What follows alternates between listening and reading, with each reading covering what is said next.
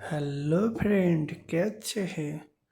मैं आज आपको बताएगा आप लोग कैसे टोयोटा गाड़ी का बेल्ट और एयर फिल्टर नंबर चेक करेगा।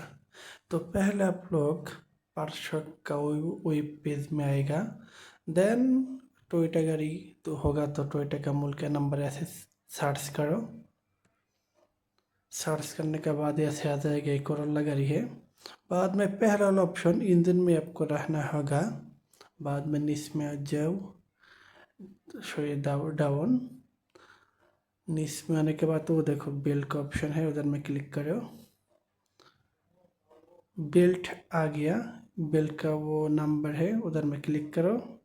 बेल्ट का नंबर मिल जाएगा। ओके, बाद में मैं आपको बोलेगा एयर फिल्टर कैसे निकलेगा। ये मूल की अच्छे एयर फिल्टर ऑप्शन थोड़ा सा इसमें वो है, इधर में क्लिक करो। ये पूरा इंजन का ऑप्शन में मिलेगा।